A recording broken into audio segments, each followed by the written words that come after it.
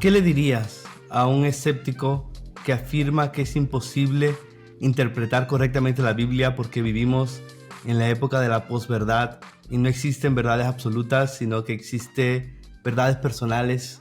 ¿Sabes? ¿Qué responderías a eso? Mira, la pregunta me hizo pensar de inmediato en una respuesta que le escuché a Arcee Sproul en un tiempo de preguntas y respuestas donde una persona le decía, a través de un papel, mi hermano no cree en el pecado ni en nada que dice la escritura porque considera que esa es una literatura primitiva y por lo tanto no acepta ninguno de sus formulados.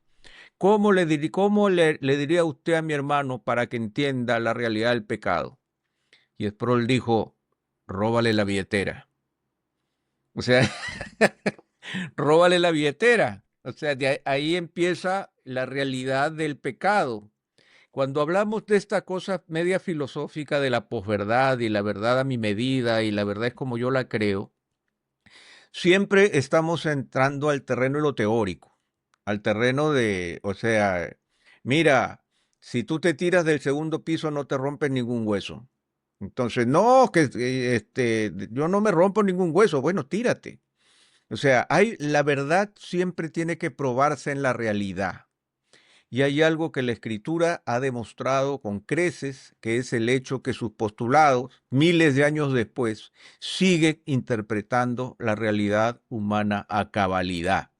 Por lo tanto, podemos entrar en el terreno filosófico de cada uno tiene su propia verdad, pero hay terrenos que solamente podrán ser demostrados en la medida en que los probamos en nuestra propia vida. Y ahí radica, yo creo, el valor de la escritura, porque el valor de la escritura radica en que no es un texto meramente subjetivo, teórico, interpretativo para cada cual, sino que tiene una versión de verdad que es debido a muerte. Y ahí radica eh, su valor y su valor para todas las generaciones, ¿no? Y estoy totalmente de acuerdo cuando una persona, un escéptico o un secular dice que no existen verdades absolutas. Yo quisiera preguntarle si esa declaración fue absoluta o no, porque se Exactamente, empezando por cortan las ahí. ramas donde estaban, exactamente. Y sin embargo, Pepe, cuando se habla de estos temas con escépticos, siempre está a veces el comentario de que, ok, entonces si la Biblia se puede interpretar correctamente, ¿por qué hay tantas denominaciones cristianas? ¿Por qué hay tantas interpretaciones distintas? ¿Significa eso que la Biblia no es clara? ¿Significa eso que incluso los cristianos no están seguros de lo que creen? Bueno, ahí hay un punto que nosotros tenemos que valorar en cuanto a la realidad del corazón humano, en cuanto a lo que yo acepto y lo que no acepto. Y déjame decirte que en muchos de los terrenos de la realidad de la verdad religiosa, especialmente entre los cristianos, no estamos hablando necesariamente de cuestiones de fondo, sino que más bien muchas de las divisiones son cuestiones de forma. O sea, ¿en qué aspectos de la vida yo considero que esto tiene más valor o menor valor? Y yo creo que tiene que ver más que todo con una valoración de la verdad.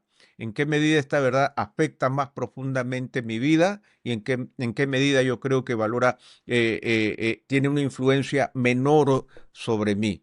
Si tú analizas, ¿no es cierto?, las grandes ramas del cristianismo, te vas a dar cuenta que mucho tiene que ver con un criterio formal.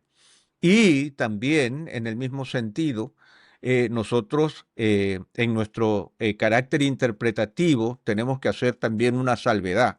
Estamos hablando de la revelación de Dios. Estamos hablando de que la misma Escritura dice que los pensamientos de Dios son más altos que los nuestros. Estamos entendiendo, y la misma Escritura lo presenta, que no hay quien entienda, no hay quien busque a Dios, no hay ni siquiera uno. Estamos claros de que necesitamos de la guía del mismo escritor, del Espíritu Santo, para poder entender las verdades que el Señor tiene para con nosotros. Entonces, en ese sentido, al acercarnos a la Escritura, lo hacemos bajo el convencimiento, bajo la realidad de que es una literatura que nos sobrepasa, pero al mismo tiempo tiene que ver con nosotros. Entonces hablamos de un estudio cuidadoso, hablamos de salir de la superficialidad. Por favor, Yo le pido a las personas que nos están escuchando, si usted es escéptico, no me diga, yo he leído la Biblia. Y entonces yo tendría que preguntarle cuánto de la Biblia ha leído para que tenga usted ese concepto que tiene, ¿no? Entonces, estamos hablando de literatura escrita en más de 1600 años por muchos autores en una cultura distinta. Entonces, eso requiere que yo lo haga con cuidado, ¿no? Si es el cuidado que yo necesito para poder manejar una licuadora, yo necesito tener cuidado. Necesito ver el manual para ver si es 110 o 220, para ver la profundidad de las cuchillas, cuánto me pueden afectar, o sea, cómo mantener esa licuadora operativa. Imagínate tú con la palabra de Dios, del creador del cielo y la tierra. Sí, totalmente. Pienso en que es cierto que algunos textos de la Biblia más difíciles de interpretar que otros. Pedro habla de eso, diciendo que algunos de los escritos de Pablo son difíciles de entender. Sin embargo, cuando vemos a la iglesia en general y la historia de la iglesia, siempre ha habido consenso en lo más básico y en lo más fundamental. Donde hay diferencias en temas bastante específicos, y eso no significa que la Biblia no se puede interpretar, eso significa que somos personas falibles, tratando de entender algo que va más allá de lo que podíamos concebir, que es una revelación de Dios.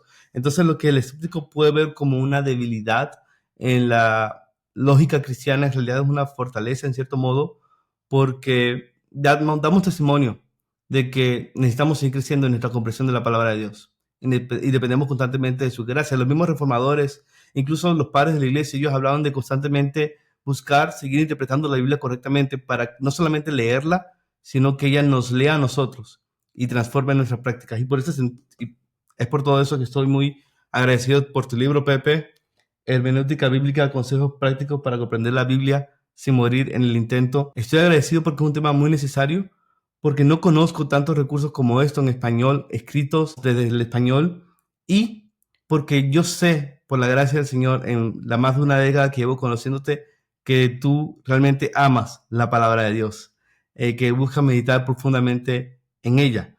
Y pensando en todo esto, Pepe, quería preguntarte, ¿qué le dirías a un escéptico no que está rechazando la Biblia o que dice que es imposible interpretarla correctamente, sino que se está interesando en leer la Biblia? Al comienzo tal vez simplemente por conocer de la historia, por explorar qué enseña la religión cristiana. ¿Qué le dirías a un escéptico que está pensando en eso? Porque mientras es cierto que el secularismo está creciendo en el mundo, también es cierto que en varios lugares está creciendo un interés en la Biblia, en especial cuando estamos viendo los resultados caóticos del secularismo que nos rodea. ¿Qué Bueno, le dirías? claramente, o sea, cuando tú entras al terreno del secularismo, a la vida bajo el sol, tú te das cuenta que es un sol calcinante y que tú terminas en un desierto, que todas las promesas que el secularismo te ofrece finalmente son como un oasis que siempre pareciera estar como ese espejismo que nunca llegas a alcanzar y la sed te consume. Entonces siempre hay una necesidad de algo que vaya más allá de nosotros. Hoy día estaba participando en un velorio y me tocó compartir la palabra y hablaba del Salmo 139, que habla de un Dios que nos conoce perfectamente. Y si Dios nos conoce perfectamente, entonces, si yo parto de esa premisa de un Dios que me conoce perfectamente, entonces yo puedo decir, Señor, entonces lo que tú has dejado escrito es porque yo lo necesito perfectamente también. Entonces, ¿qué le diría yo a una persona que está en esa búsqueda? Lo primero que le diría es, si tú tienes sed, bebe. Y ese fue el llamado de Jesús. El que tenga sed, venga a mí y beba. Y nosotros creemos que Jesucristo es la palabra viva de Dios. Por lo tanto, bebamos de Dios. Tomemos, pero con humildad, el texto de la Escritura, reconociendo en primer lugar, desde términos humanos, que es un texto milenario. Entonces vayamos con cuidado, vayamos por sus páginas, investiguemos, leamos, conversemos, pero salgamos del misterio. Mucha gente tiene una visión equivocada de la Escritura simplemente porque está llena de prejuicios. Prejuicios que no quiere levantar. A veces nos acusan a nosotros de fundamentalista. ¿Quién es un fundamentalista? Un fundamentalista es aquel que aunque le presenten, ¿no es cierto?, de manera contundente, ¿no es cierto?, la realidad y el argumento de que está equivocado, no va a renunciar a lo que dice creer. Y ahí radica su gran error. Entonces hay mucho fundamentalismo también en el secularismo, porque se niega la existencia de Dios a priori, se niegan los milagros a priori, se niega la posibilidad de que Dios haya hablado a los hombres a priori, se niega la historia bíblica a priori, se niega la sabiduría de los textos bíblicos a priori.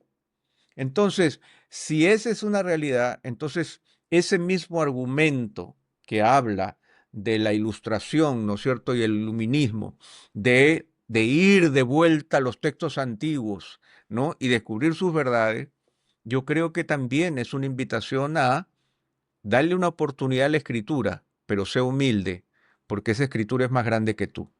O sea, es una verdad que es más grande que tú. Es una verdad que ha sobrevivido el paso del tiempo. Es una verdad que ha sostenido la civilización occidental. Entonces, en todo ese sentido, yo creo que estamos viviendo un tiempo de volver, nuevamente, de volver a la escritura, pero mantener lo que los reformadores decían. Los reformadores no eran fundamentalistas, ellos hablaban del semper reformanda, o sea, de ir una y otra vez continuamente a las escrituras. Por supuesto, hay claridad sobre aspectos fundamentales en la escritura. Dice el necio en su corazón, no hay Dios. O sea, nosotros empezamos la escritura diciendo en el principio creó Dios los cielos y la tierra. Damos por sentado la existencia de un Dios creador, sostenedor del universo. Damos por sentado el reconocimiento de nuestra pequeñez humana. Entonces, hay aspectos que la escritura presenta y da por sentado. Por ahí empezamos. Pero empecemos diciendo quién es Dios. O sea, estamos hablando de las palabras de Dios, no de mi amigo, ni del vecino, ni de Shakespeare, ni de Cervantes, ni de Vargas Llosa, ni de Pérez Reverte. Estamos hablando de la palabra de Dios. Entonces, vayamos, rompamos unos pocos prejuicios, no temamos, ¿no?, de que el libro me va a intoxicar, porque a veces también se dice, no, es que el libro, no leas la Biblia, te vas a intoxicar, te vas a llenar de enanitos verdes en el cerebro. Pero ¿cómo va a ser eso posible? O sea, si tengo inteligencia, voy a poder leer y voy a poder sacar y discernir lo que está ahí escrito. Y si es un libro sin valor, más todavía. Entonces no hay nada que temer, hay mucho que ganar. Pensando en eso, yo solía decir que a mí la Biblia me lavó el cerebro porque antes tenía mucha basura allí. No, Y, y sí, algo que pasa cuando lees la Biblia es que no estás simplemente leyendo un libro, ese libro también te está leyendo a ti y te va cambiando la forma de pensar. Y en este punto, Pepe, yo quisiera dar un paso bastante atrás y preguntarte, ¿por qué crees en la Biblia? Hemos hablado un poco sobre esto y lo has mencionado de maneras puntuales cuando nos hablaste hace un momento de cómo en la Biblia Jesús se nos presenta para que vivamos de Él, pero pudieras compartirnos con más detalle tu experiencia con la palabra de Dios, porque al igual que yo entiendo que tú no naciste creyendo en la Biblia, tú tuviste que lidiar con Dios, o mejor dicho, Dios trabajó en tu vida para que pasaras del escepticismo o de una religión superficial a atesorar la palabra de Dios y buscar interpretarla correctamente. ¿Cómo fue ese cambio en tu vida que te llevó a claro. creer en la palabra de Dios? Claro, yo llegué al Señor muy jovencito, pero no era un muchacho religioso, o sea, no era un jovencito religioso, mis prácticas religiosas fueron mínimas y mi familia tampoco era una familia religiosa, de tal manera que yo no puedo decir que me bailaban pajaritos alrededor de cuestiones religiosas. Sin embargo, en algún momento de mi niñez recuerdo haber leído los evangelios como historia, me llamaron la atención. Y cuando fui adolescente, en medio de mis luchas con mi adolescencia y con mi propio crecimiento, alguien en el colegio empezó a hablar de la Biblia y a mí me sorprendió sobremanera. Sin embargo, la forma en que él presentaba la humanidad y sus problemas resonaba en mi corazón. O sea, definitivamente hay algo que tiene la escritura que resuena en nuestro corazón, porque tú dices, la Biblia, no sé cuál es tu frase exactamente, pero como que la Biblia nos lee a nosotros, ¿no? Entonces yo creo que la Biblia, cuando resuena en el corazón, es que nos muestra una verdad que nos sorprende, pero al mismo tiempo nos atrapa. O sea, me atraparon sus verdades, especialmente las verdades que tenían que ver con la realidad humana, con la interpretación de la realidad humana y al mismo tiempo el profundo amor de Dios por la humanidad, un Dios que no se rendía con su humanidad, un Dios que vino a buscar y a salvar lo que se había perdido. Era una epopeya de amor y ese amor golpeó mi corazón. El Señor dice, los atraje con cuerdas de amor, ¿no? Eso es lo que yo percibí. Pero lo más importante es que el Señor Jesucristo dijo, y conocerás la verdad, y la verdad te hará libre. Y yo creo que ese sentido de libertad, ¿no? De una libertad genuina, de una libertad de la esclavitud de la muerte, una libertad de la esclavitud de ti mismo, una libertad que te permite mirar por encima del sol, fue lo que a mí me produjo una tremenda conmoción, porque a esa edad yo me sumergí en las escrituras y en ningún momento las escrituras dejaron o se convirtieron en una literatura aburrida, porque a través de cada momento yo seguía descubriendo nuestra humanidad. Y todas esas ideas, de ideas fantasiosas o de eventos completamente sobrenaturales, todo está entretejido en la realidad del ser humano y de la realidad de un Dios que busca, un Dios que salva, un Dios que encuentra, un Dios que perdona, un Dios que se acerca a ti, un Dios que estableció un plan para la redención del hombre que estaba por encima de él mismo. A mí me sobrecogió ver, por ejemplo, a Jesús, la historia de Jesús que todos conocemos, porque hubo una época de mi vida, en años anteriores, no sé si tú todavía en tu época, Josué, en que la Semana Santa la programación de la televisión cambiaba, no había internet, tú no podías escoger tu Netflix, sino que uno veía lo que había. Y era puras películas de Jesús, los 10 mandamientos, Ben-Hur y todo lo demás, ¿no? Y a mí siempre me sobrecogía el ladrón, que no es ladrón bueno, porque no hay ladrón bueno, ¿no? Que siendo condenado al lado de Jesús, le dice, Señor, acuérdate de mí cuando estés en tu reino.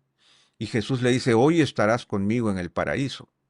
O sea, eso me sobrecogió, porque este primer personaje que entra al paraíso con Jesús es alguien que realmente no lo merecía. Y esa es la marca magnífica de la oferta que las escrituras traen consigo, ¿no? Y eso es lo que realmente a mí me cautivó, por decirlo de alguna manera. Y doy gracias a Dios por eso y gracias por compartirnos de eso, Pepe. Estaba pensando, escuchándote hablar, mencionabas algo que es muy cierto, ¿no? Hoy en día estamos queriendo volver a las fuentes de la literatura, buscando significado, porque el secularismo nos ha destrozado, básicamente, nos ha dejado sin propósito. Y ahora tú miras de nuevo un interés renovado, lo miras en las librerías y YouTube por los estoicos, por las religiones de antes, por la mitología y la historia griega, y en toda esa movida de querer conocer un poco más las fuentes de la civilización o de nuestra cultura para buscar reconstruir nuestras vidas, está este interés renovado por la Biblia, como mencionamos hace un momento. Y tenemos, por ejemplo, hombres como Jordan Peterson que analizan la Biblia buscando los arquetipos que explican nuestra realidad actual y principios de vida que son de utilidad para un mundo caótico y sin sentido como el nuestro. Y sin embargo, hay algo en la interpretación que solamente mira arquetipos y principios que simplemente no cuadra a la luz de la Biblia. Y es la ausencia de evangelio y la ausencia de conocer a Dios en vez de simplemente ver arquetipos que vemos replicarse en nuestra experiencia humana. ¿Por qué es importante leer la Biblia yendo más allá de los principios y las historias y su significado para ir a la historia que le da sentido a todas las historias que vemos en la Biblia? que es el Evangelio. ¿Cómo explicarías esto para alguien, de nuevo, que es escéptico y que tiene este interés por conocer un poco más qué dice realmente la Biblia? Mira, este experimento de tratar de encontrar, ¿no es cierto?, los arquetipos o ir detrás de los argumentos, es algo que ya también hicieron nuestros antepasados cristianos en el siglo XVIII y XIX con la teología liberal, ¿no? Voy a entender mejor a Pablo, pero no voy a creer lo que Pablo decía. Voy a tratar de redescubrir a Moisés, pero no lo voy a dejar abrir el mar, ¿no? Mira, ahí está Abraham, ¿no? Que creyó, pero yo no voy a creer por ningún motivo que fue Sara, el vientre de Sara se abrió por un milagro de Dios. Jesucristo, voy a exaltarlo como un gran religioso de su tiempo, pero vamos a olvidar la cruz. Eso sería un acto de traición contra la Escritura. Si yo voy a entrar a la Escritura, tengo que entrar a la Escritura desde su propia postura. ¿Y cuál es la postura de la Escritura? Que Dios habla, que es Dios quien está hablando, que todo es palabra de Dios, que es revelación de Dios. Los santos hombres de Dios hablaron siendo inspirados por el Espíritu Santo, que hay una inspiración divina detrás de la Escritura. Entonces puede que nos cueste aceptarlo, pero es el punto de partida. El punto de partida es: en el principio creó Dios los cielos y la tierra. Entonces, yo no intento caminar por la escritura tratando de encontrar, ¿no es cierto?, con mi mente la super duper del siglo XXI, ¿no es cierto? Voy a desenmascarar, ¿no es cierto?, los engaños de la escritura. Yo creo que esa es una falacia, es arrogancia y es no leer la escritura en sus propios términos. Entonces, el primer consejo es ir a la escritura en sus propios términos. O sea, leerla con sencillez, pero entendiendo que la escritura se considera a sí mismo palabra de Dios. Entonces vamos a hablar de un libro sagrado. Vamos a hablar de un libro en donde Dios es el protagonista. Vamos a hablar de la intervención de Dios en medio de la humanidad. No porque lo crea, sino porque es la razón de ser de este libro. O sea, si no lo veo de esa manera, estoy perdiendo de vista, o sea, la esencia, solo por decir así, de esta literatura sagrada. O sea, esa es la intención. Es Dios habiendo hablado de muchas veces y de muchas maneras. Eso es como habla la carta a los Hebreos, ¿no? El primer versículo. Dios habiendo hablado muchas veces y de muchas maneras. Entonces, esa es la realidad que este libro trae consigo. Entonces, oye, vamos a leerlo como literatura sagrada. Vamos a descubrir al Dios que se presenta en la Escritura. Vamos a descubrir con qué carácter se presenta, porque tú sabes que lo acusan de juez injusto, de dictador, de aplastamujeres, ¿no? De asesino, de cruel. Entonces vamos a descubrir cómo se presenta ese Dios en este libro sagrado. Pero ese es el punto de partida, ¿no? Que considero yo que es un punto de partida de respeto a la misma escritura, así como lo tendría con cualquier otro tipo de literatura, ¿no? O sea, yo no me voy a o sea, yo no voy a tratar de enmendarle la literatura a Gabriel García Márquez, ¿no? Cuando él habla de esta, ¿cómo le llamaba esta literatura Realismo imaginativa? mágico. ¿No es cierto? Que va así. Entonces, no, esto no es así. Sí, bueno, así lo escribí yo. Entonces, encontremos al autor detrás de esta literatura y a ver cómo lo vemos y cómo se presenta. Sí, pienso en que ese deseo de buscar principios y arquetipos que nos ayuden a entender la realidad eh, tiene su utilidad, ¿no? Y en cierto modo doy gracias a Dios porque ha fomentado mayor interés en la palabra de Dios, pero sin la resurrección de Cristo, nada tiene sentido. Todo es vano, dice 1 Corintios 15. Y Eclesiastés, si tú lees Eclesiastés, Eclesiastés para mí es el argumento más poderoso que hay en la escritura de la vanidad de la vida sin Dios. Porque ¿de qué te sirve entender todos esos arquetipos y entender todos esos principios si al final hay muerte? Y al final nada te va a saciar y nada te va a llenar. Solamente la resurrección de Cristo le da sentido a la realidad, como explica Pablo en 1 Corintios capítulo 15. Y pensando en esto, pensando en la importancia de comprender correctamente la palabra de Dios, puedo pensar en muchas personas que dicen que es arrogante decir que la hemos interpretado correctamente. Es arrogante decir que yo sí entiendo la Biblia y que la otra persona no la está entendiendo, o que yo soy arrogante por decir que mis hermanos o las personas de otra denominación están equivocadas. ¿Cómo responderías también a eso, Pepe? Porque es cierto que muchas personas que estudian la Biblia y que son bastante específicas con sus interpretaciones, lamentablemente son arrogantes. Y eso también ayuda a esta fama, ¿no? Algunas personas parece que estudian la Biblia no por un deseo de conocer genuinamente a Dios, sino para satisfacer una especie de trastorno obsesivo compulsivo teológico, que necesito saberlo todo y entenderlo todo y saber que sé más que los demás y que los demás sepan que yo sé más que los demás. Entonces, ciertamente hay mucha arrogancia en los ámbitos teológicos y a veces en las iglesias, pero eso no significa que todos los que interpretan correctamente la Biblia están siendo arrogantes. Pero ¿cómo responderías tú a eso, Pepe? A esa idea de que es arrogante decir que hemos interpretado correctamente la Biblia en un punto.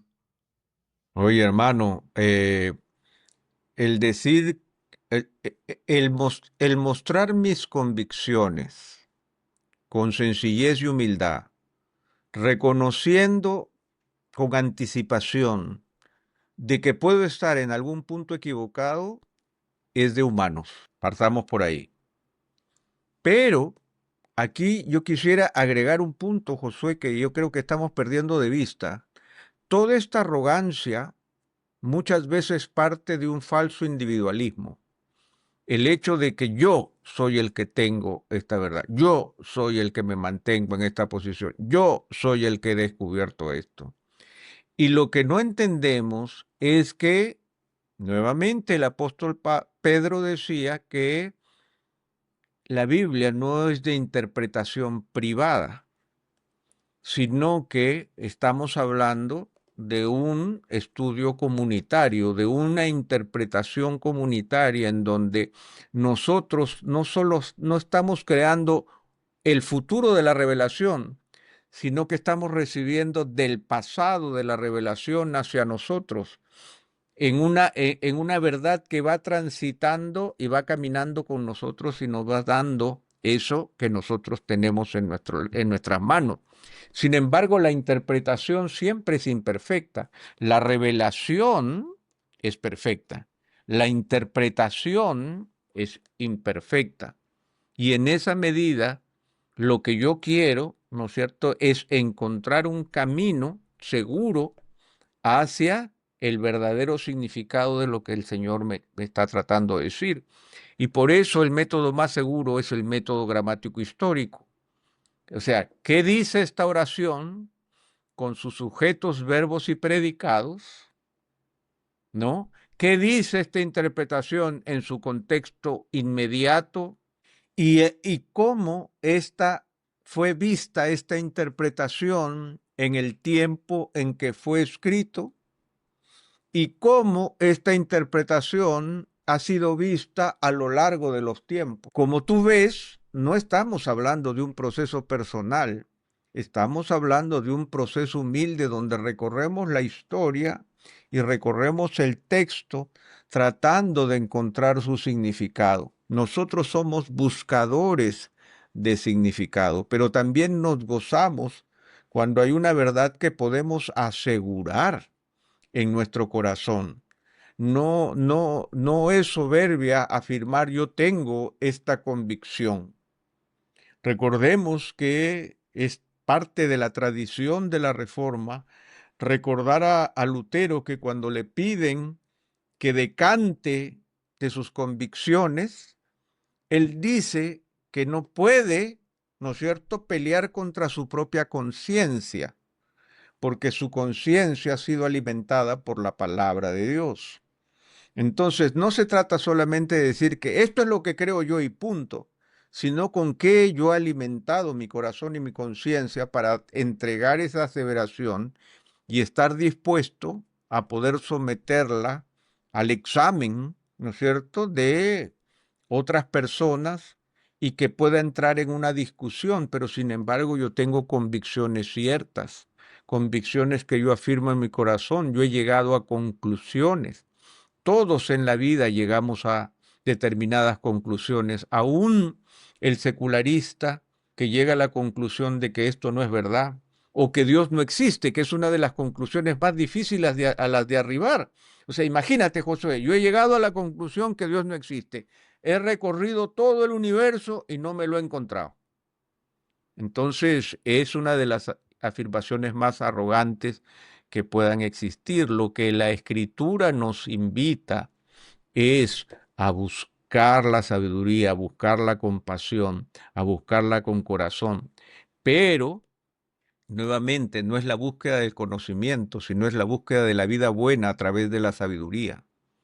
O sea que esto que yo descubro me guía a vivir una vida buena, no solamente a encontrar afirmaciones eh, intelectuales, sino a vivir una vida buena, bendecida, que puede enriquecer la vida de otros, una vida próspera en diferentes sentidos. Amén, amén. Me gusta eso que mencionabas, ¿no? Que nuestra interpretación es imperfecta, nunca es perfecta, en el sentido de que siempre estamos aprendiendo cosas nuevas y hay aspectos que vamos puliendo y vamos creciendo día a día. No, nadie puede decir, yo comprendo toda la Biblia. Nuestra interpretación siempre es imperfecta, pero eso no significa que es incorrecta. De la misma manera que nuestro conocimiento de Dios no es perfecto, no conocemos a Dios completamente. De hecho, por definición, eso es imposible. Por toda la eternidad de los creyentes vamos a seguir conociendo a Dios, pero debido a que su carácter es santo y es justo y es perfecto, nosotros lo que Él nos ha revelado nunca va a contradecir lo que vamos a seguir conociendo de Él por la eternidad. Nuestro Amén. conocimiento de Dios es imperfecto, pero eso no significa que sea incorrecto. Eh, de la misma manera, eso significa que nosotros podemos interpretar la Biblia. Y ahora sí, yendo al corazón de tu libro, Pepe. ¿Cómo puede alguien saber que está interpretando correctamente la palabra de Dios? Ya mencionaste el método histórico gramatical, mencionaste la importancia de la historia de la iglesia. ¿Pudiera desarrollar eso y brindarnos claves para entender la Biblia en un contexto de posverdad y relativismo como el que vivimos?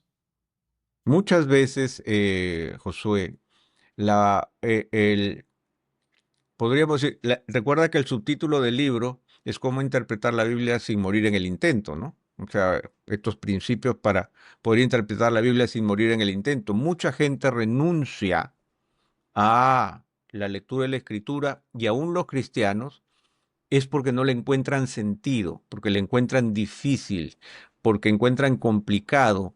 Esa es la razón por la que muchas veces nos quedamos con pasajes por aquí y por allá, ¿no? El Salmo 23, 1 Corintios 13, Juan 3:16, Filipenses 4:6, 1 Corintios 3, todos estos pasajes que de alguna manera son fáciles, que tienen que ver con la vida, pero no estamos dispuestos a luchar con aquellos que son más difíciles y que requieren de cuidado, de trabajo, de persistencia para poder interpretarlo. Entonces ya mencioné el método gramatical histórico, que es fundamental. O sea, vamos a leer la Biblia y vamos a leer lo que dice. Entonces, las primeras cosas que yo tengo que encontrar es quién habla, de qué habla, con quién habla, desde dónde habla, qué está diciendo, a quién se lo está diciendo, ¿no es cierto? ¿De qué tópico se está hablando? De tal manera que yo pueda tener una idea general del tema que se está discutiendo. No un tema a profundidad, pero sí una primera apreciación que me permita por lo menos ubicarme y decir, bueno, está hablándole Pablo a Timoteo. Le está hablando a Timoteo que está en Éfeso. Le está hablando Pablo porque Pablo se presenta como su superior. Y le está hablando a Timoteo porque a Timoteo le ha encargado una serie de tareas que debe cumplir en Éfeso. Pablo tiene una profunda preocupación por las desviaciones de la iglesia de Éfeso, de tal manera que no solamente le preocupa que la iglesia se pueda desviar, sino que le preocupa que su discípulo también se pueda desviar y por lo tanto le da una serie de consejos prácticos para que él pueda cumplir su labor ministerial de manera exitosa. Ese es 1 Timoteo, de manera general, donde yo puedo entender, o sea, yo te lo leo a ti y se lo leo a cualquier otra persona y le digo, ¿usted entendió eso? Sí, ¿qué entendió? Que Pablo le escribió a Timoteo. ¿Por qué le escribió a Timoteo? Porque le está dando instrucciones para una iglesia. ¿En dónde está la iglesia? En Éfeso. Bueno, luego buscaremos dónde queda Éfeso, luego buscaremos el tipo de instrucciones que le da. Como tú ves, se trata de ir cavando, como un arqueólogo que va extrayendo verdad. El problema radica en que nosotros queremos llegar 100 metros abajo de una sola cucharada, ¿no? Y eso genera grandes frustraciones. Yo tengo que ir cavando como el arqueólogo para no dañar lo que estoy extrayendo, porque estamos hablando de literatura milenaria. Entonces voy extrayendo, voy sacando verdad, voy conociendo de qué se trata. Otro, por ejemplo, yo podría decirte que la escritura dice que nosotros debemos protegernos y ampararnos bajo las alas del Señor. Entonces un escéptico diría, mira este tipo de literatura absurda que habla de un Dios que tiene alas, un pájaro divino, por decirlo de alguna manera. Qué error tan grande que haya alguien que todavía pueda pensar que eso es cierto. Wow, verdadera. Un joven podría decir, mira, qué anticuado, qué primitivos hablar de Dios así. Hasta que tú descubres que en la escritura hay géneros diversos y que uno de los géneros es el género poético que todos nosotros conocemos, que se caracteriza por su gran simbología, porque a través de metáforas, ¿no es cierto?, a través de símiles, a través de palabras contundentes, lo que intenta es mostrarnos una verdad que nos sobrepasa y que intenta no solo ganar nuestra mente, sino nuestro corazón. Entonces el Dios que nos ampara bajo sus alas es como la gallina que cubre a sus polluelos en medio de la lluvia o en medio del peligro, ¿no? Que habla del profundo amor de Dios. Entonces, otro aspecto importante para leer correctamente la Escritura es poder definir sus géneros. ¿De qué género estamos hablando? Es una historia? ¿Es una narración? ¿Tiene un contenido teológico? ¿Es más enseñanza? ¿No? ¿A quién le está hablando? ¿No? Por ejemplo, la carta a los hebreos le está hablando a judíos que están en peligro de retroceder hacia los rituales antiguos en vez de caminar continuamente con Cristo. Entonces yo voy entendiendo la naturaleza de esa literatura y dependiendo del género voy encontrando también los principios de interpretación. Jesucristo fue un maravilloso maestro, ¿no? Pero él dice, si tu ojo te es ocasión de caer, arráncatelo. ¡Wow! ¡Qué primitivo! Mira a Jesús lo que está diciendo, cómo a un maestro se le va a ocurrir decir esas cosas. Ahora, ¿lo está diciendo literal? En ese momento del Sermón del Monte tú empezaste a escuchar gritos y alaridos de dolor porque algunas personas empezaron a sacarse el ojo producto de lo que habían visto con su pecado. De ninguna manera. Lo que Jesús está haciendo es forzando con la literatura un entendimiento más profundo de la realidad y la convicción de tu propia responsabilidad con tu pecado. Entonces, puedes ver que cuán importante es que nosotros leamos de manera correcta, ¿no?, la literatura desde el punto de vista gramatical, desde el punto de vista de la historia, desde el punto de vista del género. Ahora, ¿eso hace la escritura difícil? No lo hace difícil. Lo que hace la escritura es que nos pide que nos ubiquemos, ¿no? En qué tipo de literatura es, ¿no? Y cómo es que nosotros podemos llegar a su significado reconociendo el tipo de literatura que se está presentando. Por ejemplo, podemos hablar de la biografía de Abraham, ¿no? Pero tan cortita. Si tú ves, si quisiéramos hacer un libro de la biografía de Abraham, nos quedaría, pero como una revistita, ¿no? O sea, toda la vida de Abraham, una revistita, sí, porque la biografía antigua tenía las características de la descripción a la minucia que tiene la biografía moderna. Entonces solo habla de los aspectos más importantes de la vida del personaje. Hechos de los Apóstoles. Hechos de los Apóstoles son 30 años de historia, aproximadamente, según los estudiosos. Entonces alguno dice, pero mira todo esto que pasó, sí, en 30 años, ¿no? No se nos habla de todas las veces que Pablo simplemente viajaba, o todas las veces en que Pablo tenía que recopilar sus ingresos haciendo carpas. ¿Cuánto tiempo pasaba entre eso y una misión? Entonces, todo eso nos ayuda a interpretar de manera más correcta la escritura, en un proceso, ¿no? Ante un libro que tiene una historia sencilla, pero al mismo tiempo profunda y que requiere de que vayamos paso a paso. Amén, amén. Y estoy seguro de que estos principios van a ayudar bastante a las personas que están escuchando y van a poder conseguir más en el libro. Hermenéutica bíblica, consejos prácticos para comprender la Biblia sin morir en el intento, de Pepe Mendoza. Pepe, escuchándote hablar, pienso bastante en que el mayor obstáculo que a menudo tenemos para interpretar correctamente la Biblia, además de la dureza de nuestros corazones, porque por naturaleza no nos gusta ser confrontados y desafiados, y la sabiduría bíblica, una de las características que nos dice lo que está mal en nosotros, pero más allá del pecado, también uno de los grandes problemas que tenemos al interpretar la Biblia en una época de posverdad es el problema de la eisegesis, que siempre ha estado presente y que explicas en tu libro. Y es que, a diferencia de la exégesis, donde por medio de la hermenéutica bíblica yo busco sacar del texto qué es lo que está en el texto, en la eisegesis lo que hacemos es verter en el texto nuestras ideas preconcebidas, nuestras suposiciones sobre lo que creemos que dice de antemano.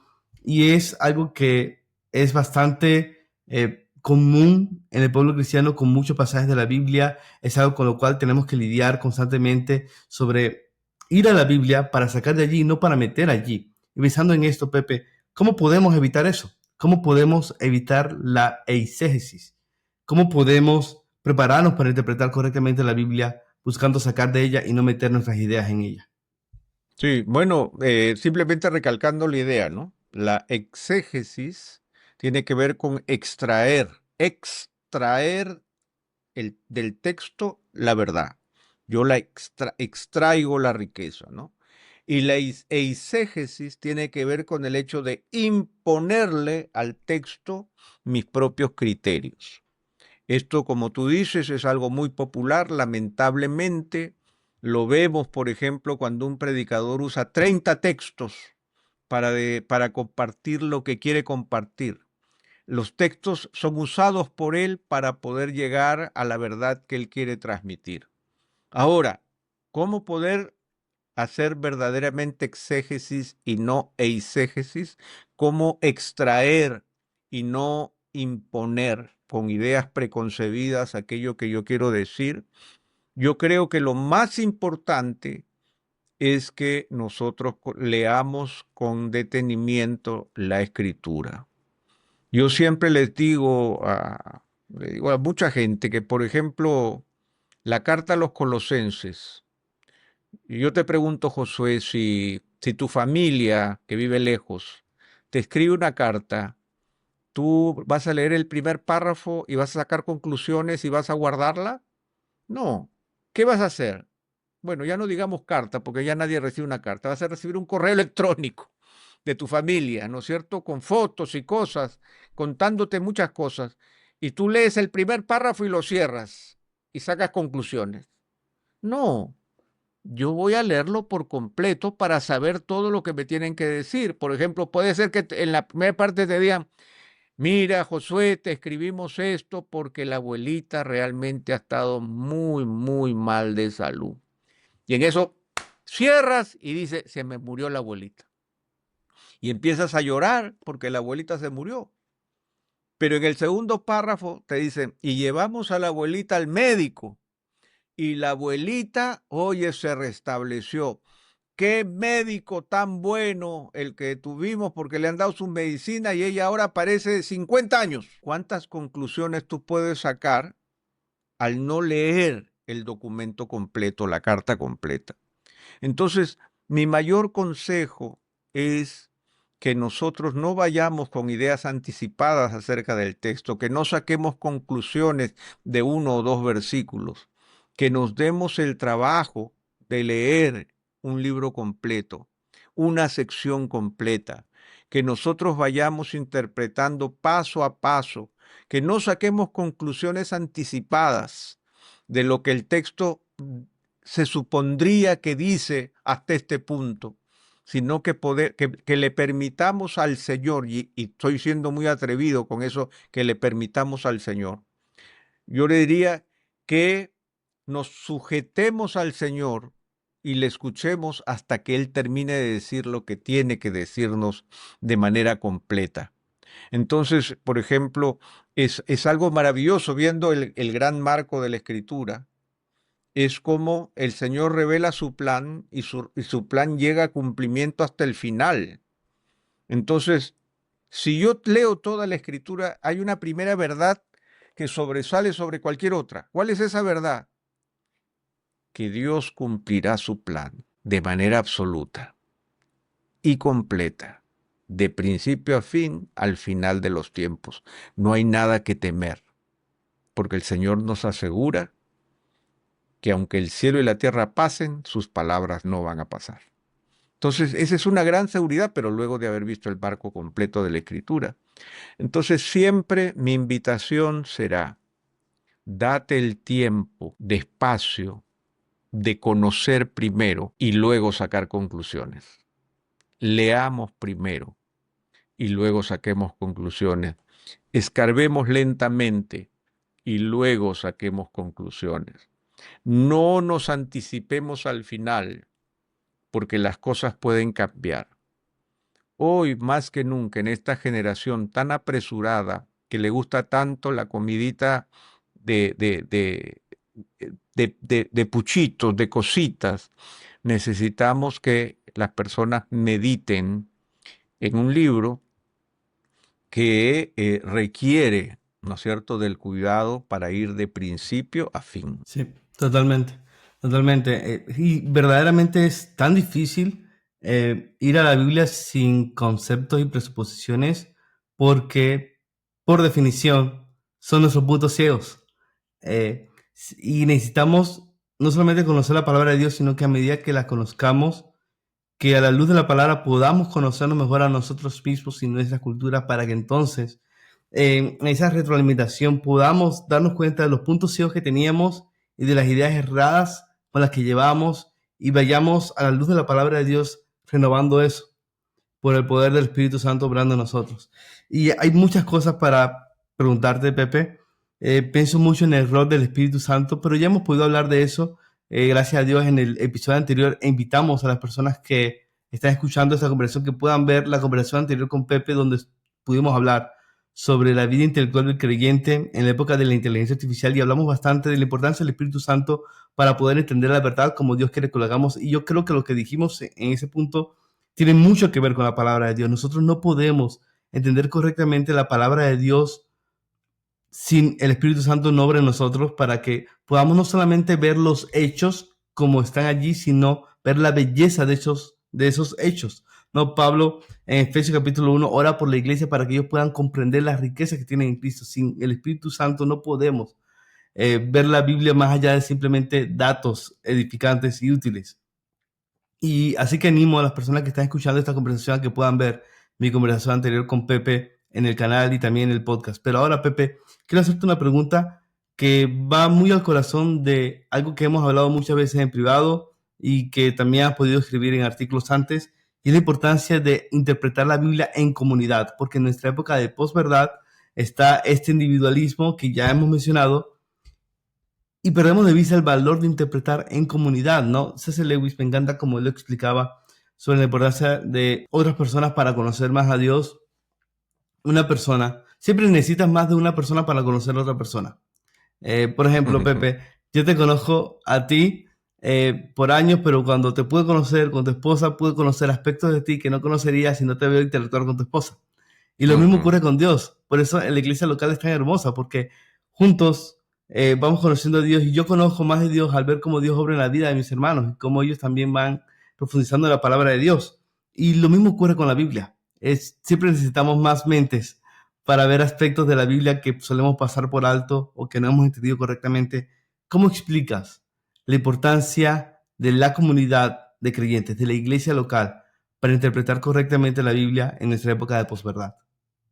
Mira, ahí podemos entrar un poquito al método gramático histórico y hablar el hecho de cómo leía la escritura el pueblo original al que llegaba la escritura.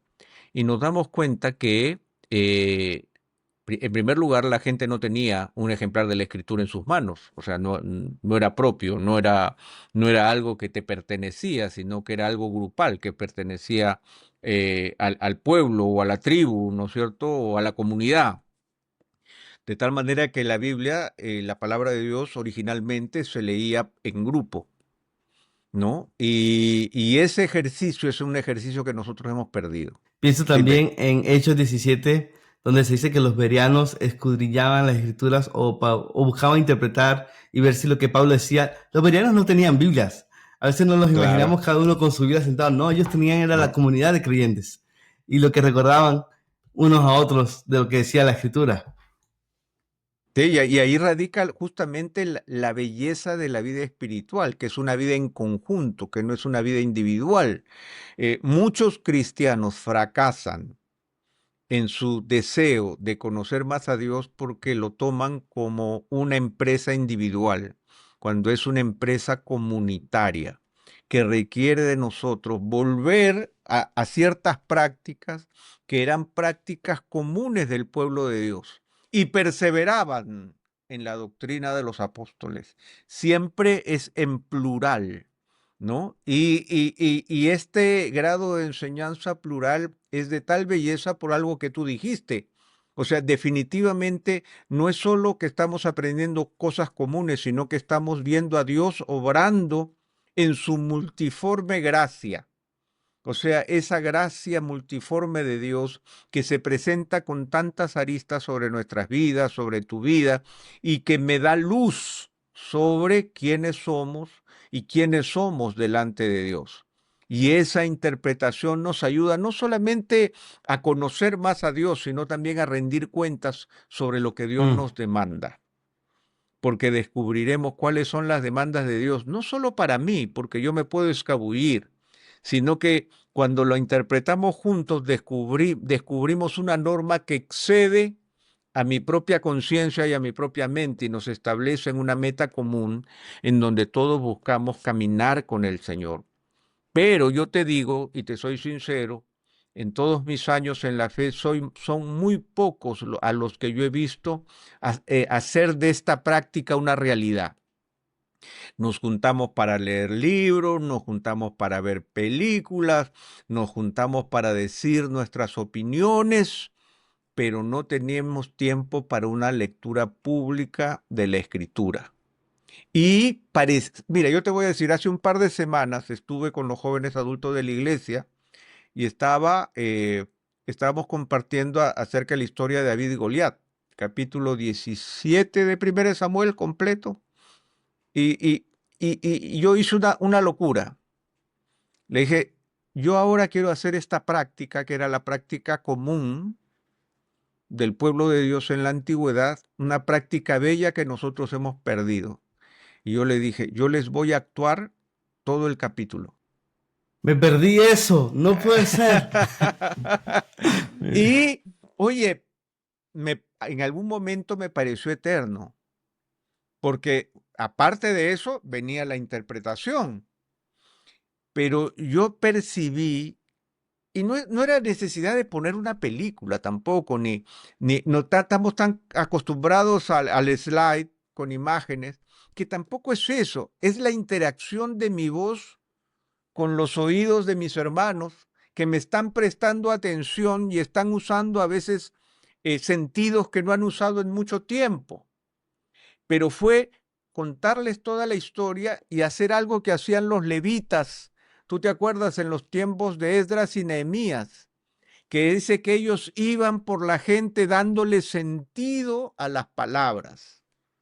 Y yo creo que fue una experiencia sumamente interesante, pero creo que nos falta eso, volver a leer juntos las escrituras o lo que hacían nuestros hermanos de las Sociedades Bíblicas Argentinas hace un par de años, tú recuerdas, Josué, en donde había este incentivo a la lectura pública de la escritura.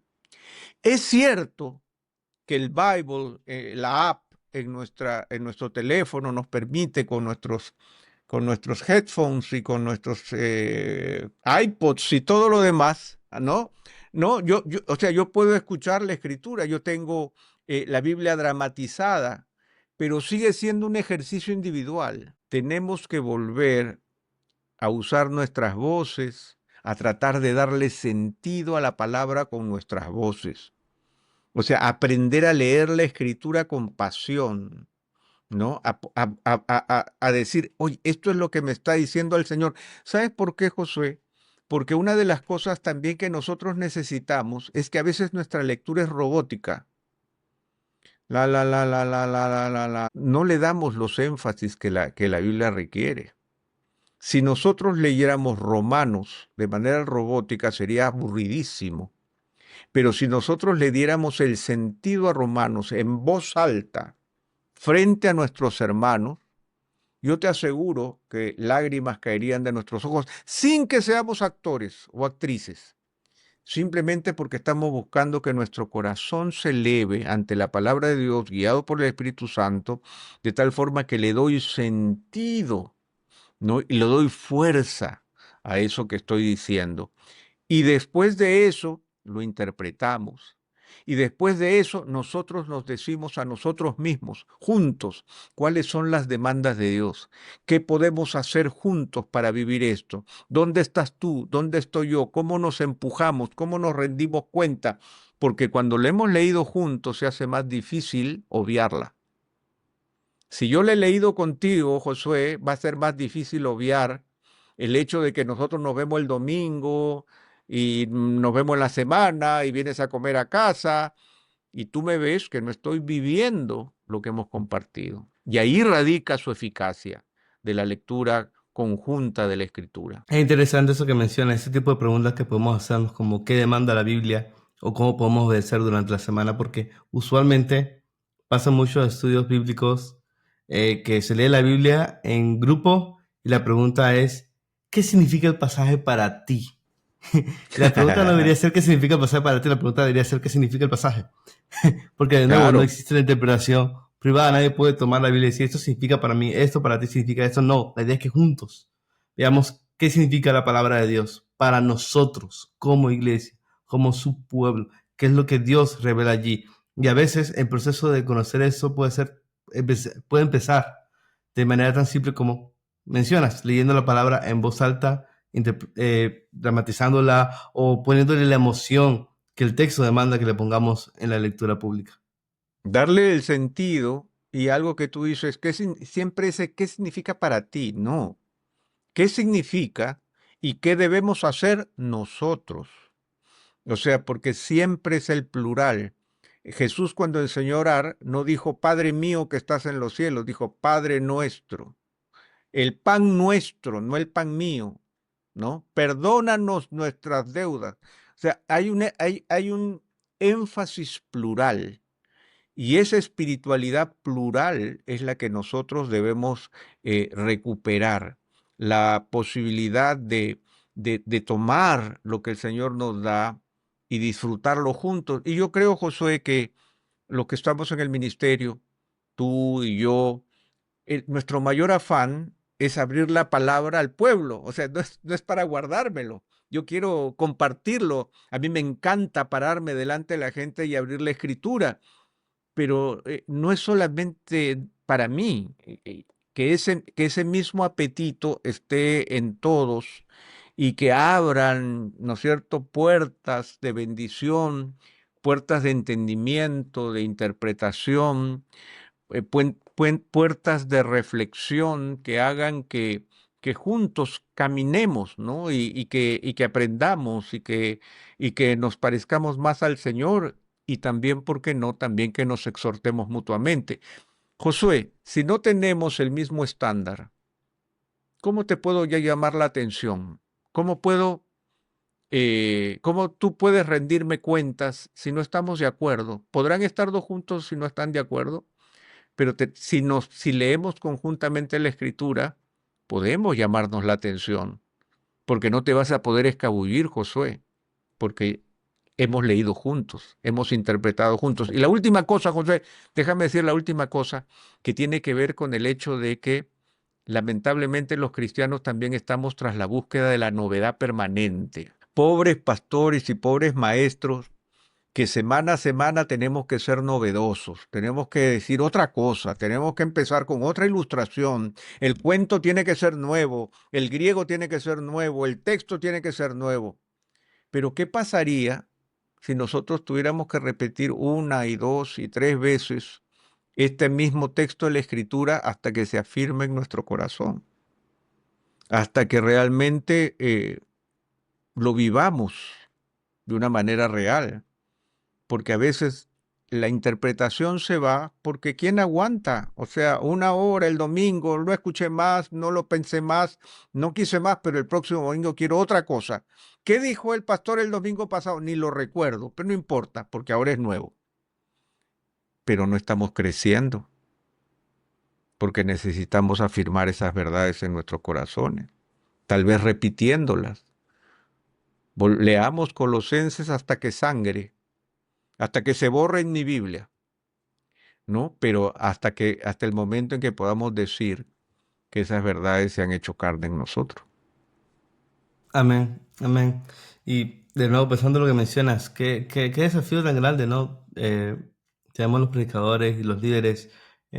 Realmente nuestro trabajo no es inventar verdades nuevas, es descubrir las verdades antiguas y hablarlas de manera fresca para nuestra iglesia, pero reconociendo que no vienen de nosotros, están en la Biblia. Y sí, el Evangelio va a llegar a un punto en el que para algunas personas va a sonar trillado, repetitivo, pero para el pueblo de Dios no hay nada más hermoso, no hay mensaje más glorioso y es algo que necesitamos recordar constantemente. Lo estaba viendo en Filipenses 3 y también en 2 de Pedro, que los autores de la Biblia querían constantemente recordarle a la iglesia eso. Pablo dice, no me canso de decirles esto. Cosas en el Aunque, Señor. aunque lo sepan, aunque lo sepan. Exacto. Y de la misma manera no debemos cansarnos tampoco, porque nuestras vidas dependen de esto. Pepe, ¿cuáles serían tres preguntas de reflexión final rápidamente que harías a los oyentes de esta conversación para invitarlos a seguir reflexionando en todos esos temas que hemos hablado? Tres preguntas de reflexión final para nuestros oyentes. Yo creo que una pregunta muy sincera sería la primera pregunta sería, ¿cuánto de la Biblia realmente has leído? Sé sincero y responde en tu corazón, ¿cuánto de la Biblia realmente has leído? Porque allí podrás saber si realmente la conoces o no la conoces. La segunda es, si la has leído, ¿has pasado de lo superficial a lo profundo? O sea, ¿has podido establecer un camino para avanzar en tu entendimiento de la Escritura, o simplemente estás yendo siempre a lo mismo y siempre a lo mismo y siempre a lo mismo?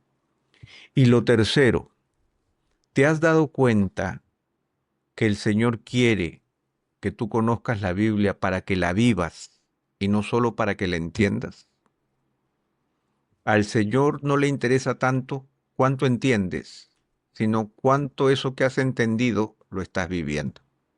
Entonces yo creo que son eh, tres preguntas interesantes para responderlas en nuestra propia alma, pero también para tomar decisiones, para enmendar caminos, para realmente darnos la oportunidad de crecer en el conocimiento del Señor.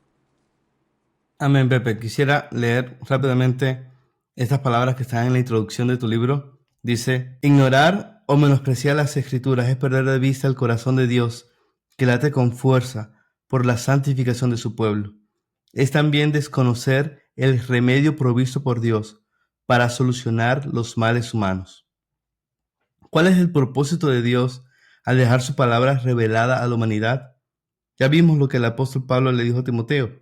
El tan mentado amor de Dios no es en el cristianismo una expresión sentimental vacía y sin significado en el presente. Es más bien la ferviente intención del Creador de guiarnos hacia la verdadera libertad, la del ejercicio de la verdad. Qué buenas palabras, Pepe. Gracias por recordarnos estas verdades y gracias por tu tiempo acá. Ha sido un gozo tenerte acá y yo invito a las personas que escucharon esta conversación a que adquieran el libro. Nadie me está pagando por esto, pero el libro es tan bueno y Pepe es un excelente maestro y lo aprecio tanto que no puedo dejar de recomendar esta obra. Gracias por estar acá, Pepe. Que el Señor te bendiga y te siga usando. Gracias, amigo, y gracias por el tiempo y la buena conversación.